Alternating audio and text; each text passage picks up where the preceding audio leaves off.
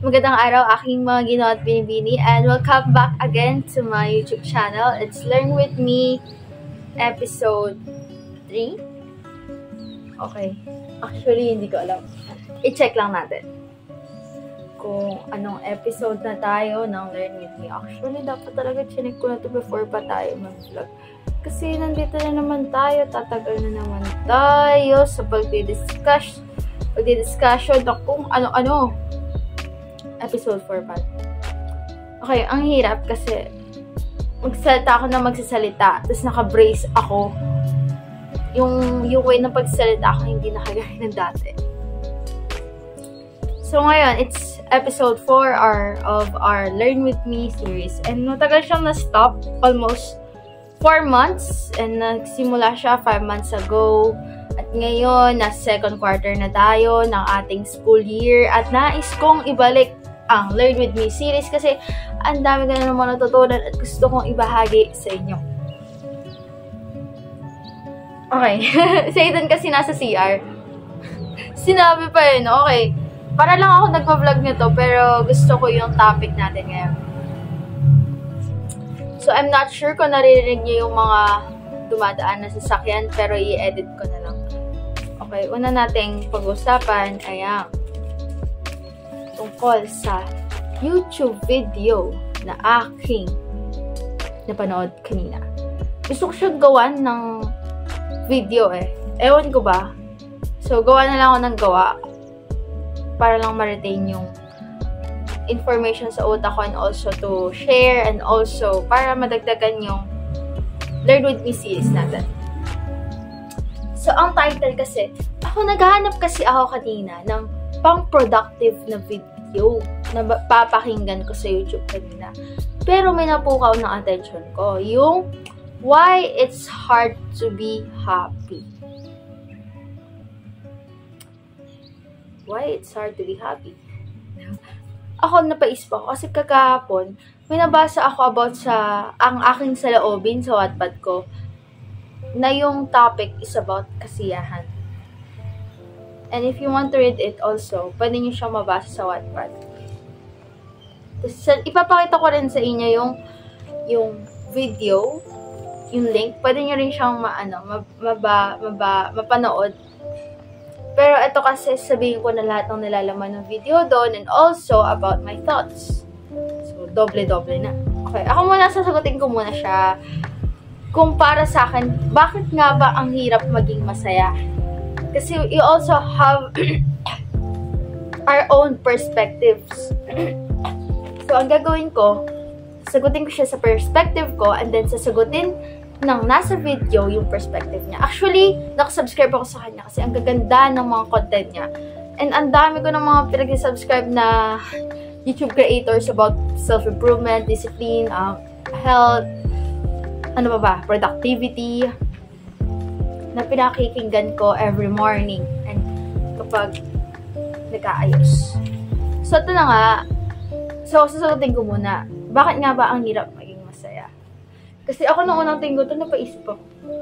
Kasi, totoo naman na, paano nga ba kasi malalaman pag masaya ka?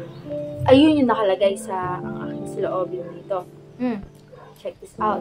Basahin nyo kasi, pati ako, hanggang ngayon, napapaisip.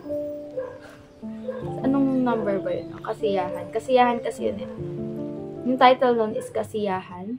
And then, nahirapan ako kung paano ko masasabing masaya ako. Nasaan ka na? Let's go! Yun yung number 1 ng ang aking saloobin. So, parang, minsan mo na bang naramdaman na para bang walang saysay ang iyong buhay? Na para bang nawawalan ka na ng gana sa buhay? Ngunit mayroong nagsasabi sa iyo na hindi maganda ang magpakamatay, na alam mo sa iyong sarili na ikaw ay mayroong mga pangarap sa buhay. Namumutawi sa aking buong sistema ang kawalan ng gana, kahit alam ko sa aking sarili na hindi yun maganda. Bakit tila ba'y napapaisip ako kung ako ba ay may kasama? Gayong alam ko namang mayroon akong kaibigan at pamilya. Siguro yun ang kanilang sinasabi na mayroon ka ngang kasama, ngunit wala ka namang kasandalan.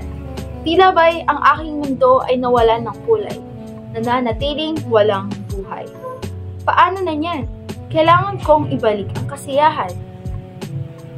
Aking naalala ang sinambit ng aking ina, na mayroong kasiyahan na kahit hindi ka ngumingiti, alam mong masaya ka. Yes, nasabi yun sa akin ni mama ko dati. Ano to, actually, October 11, 2021 to, okay? Nasa iyong kalooban, ramdam mo ang kasiyahan. Mayroon kayang ganun? Bakit nga ba iniisip ng mga tao na masaya ang isang nilalang kung nakangiti ito? Kayong maaaring pagkain ng mga ito. Panibagong mga katanungan ang nais kong bigyan ng kasagutan. Kailan malalaman kung nararamdaman mo ang na kasiyahan? Masasabi mo bang masaya ka kung ginagawa mo ang mga bagay na nais mo? Masaya ka na ba kung makakamit mo ang mga pangarap mo? Kasiyahan ba ang tawag sa bagay na hinihintay mo at ngayon ay nasa harapan mo? Maaari kang ngumiti kahit hindi ka masaya. Maaari kang magpanggap na masaya kahit na malungkot ka. Actually, ba't pa ulit-ulit to? Ano ba to, Jessa? What kind of writing is this? Kailan ko nga ba masasabing masaya ako? So, siya rin, nag-wonder dati kung paano ka nga ba maging masaya. Pero ngayon may pumasok sa utak ko. Sa tingin ko, pwede ko tayo tanong kay Papa kasi sure ako may Bible verse about this one. Kasi, I'm sure lang. Pero wala akong masagot ngayon. Kasi, lahat minsan ng katanungan ko, nasasagot ni Papa sa Bible. Pero di lahat-lahat. Okay, sasagutin natin. Ito bakit mahirap maging masaya? Kasi nakafocus tayo sa hinaharap. Yun ang gusto ko sabihin. Parang, o kaya, hindi lang nakafocus sa hinaharap, nakafocus din tayo sa nakaraan. Kasi yung utak natin parang, kunyari, iniisip niya sa hinaharap. So, wala ka, nandun ka sa moment na yun, na future, eh, di mo pa nga sure kung mangyayari siya or hindi. Diba? So, dahil doon, di mo alam kung iniisip mo, nakakalungkot sa'yo. Though, pwede ka nga mag-isip ng future na pwede mo ikasaya. Pero malulungkot ka, pero at the end, malulungkot ka pa rin kasi hindi mo pa rin na-achieve yung pangarap mo na yun. And for the past naman, siguro, connected to sa anxiety and depression. I'm not sure, oh my gosh. Ano mga sinasabi ko? Okay, sa nakaraan naman. So, kapag iniisip mo yung nakaraan, nandun lang yung utak mo.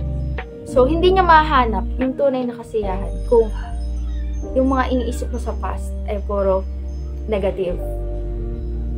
Pero, pwede rin namang lahat may pero eh. Tumitingin sa mga alaala mo noon. Pero, sa tingin ko, pwede ka namang maging masaya kapag tinitingnan mo yung mga alaala noon. Pero malulungkot ka pa rin eh. Kasi, parang, kailan kaya ulit mangyayari yun? O kaya naman, di mo gusto yung tao, di ba? O kaya, namimiss mo yung tao kasi nangyari yun. So, both pa rin naman. Ako rin nahirapan akong sagutin. Bakit ba hirap maging masaya? Eto nga, connected na tayo dito. Nasagot yung tanong ko. Pero gusto ko rin masagot yung tanong na to sa Bible. Based sa Bible. Kaya, I'll ask my father next time. Kasi share ko sa inyo. Huwag na. Sige. Okay, so, yun nga. Focus ka sa now. Ito, sinasabi ko to na maging appreciative ka sa moment ng ngayon.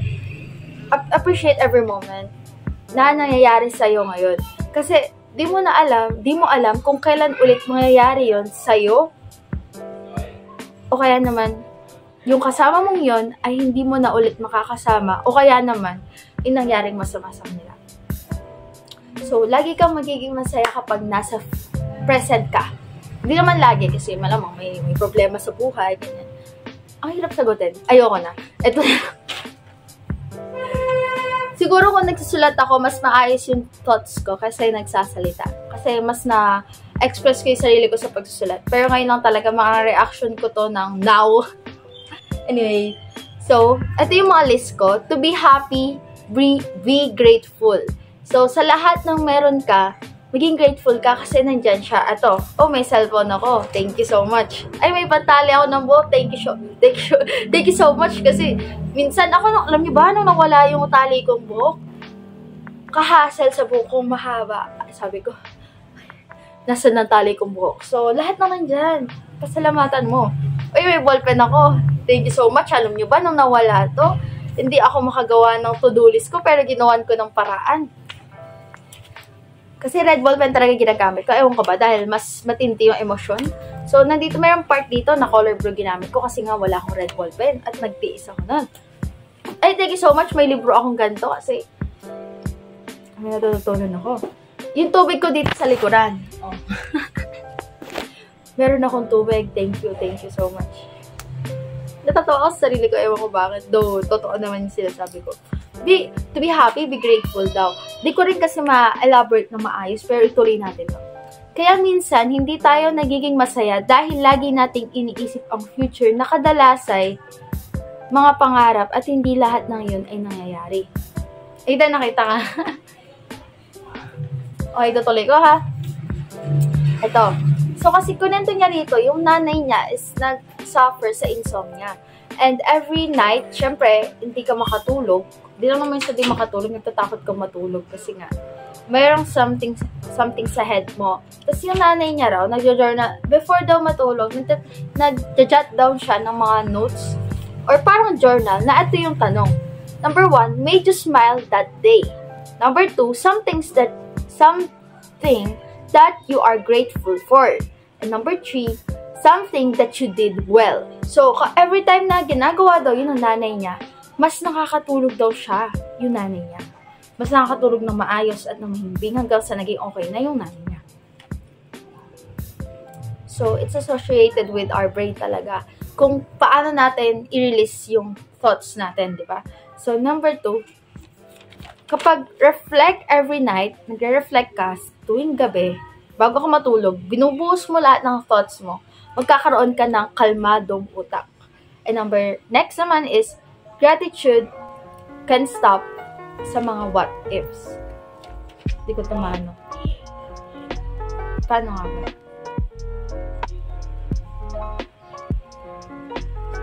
Kasi, panoorin nyo na yung video. Anyway, ito lang.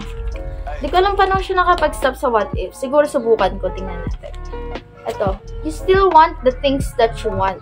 Kasi, connected yun sa pagiging ambitious and pagiging grateful. Kasi hindi pwede yun, sabi niya. Pero ito yung sinabi niya. You still want the things that you want. That primal instinct is not going away. Siyempre, ayun yung pangarap natin eh. But what it does do is, it gives you permission to pull some of that future happiness into the present moment. Diba?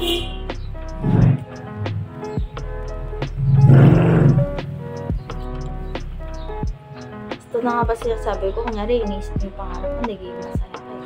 So, napupunta siya sa present. Kung mayroon kang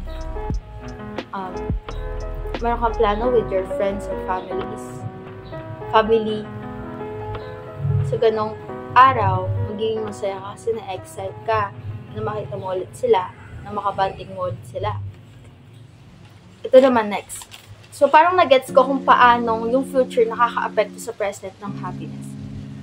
Because if you're never happy with what you have, you will never be happy with what you get.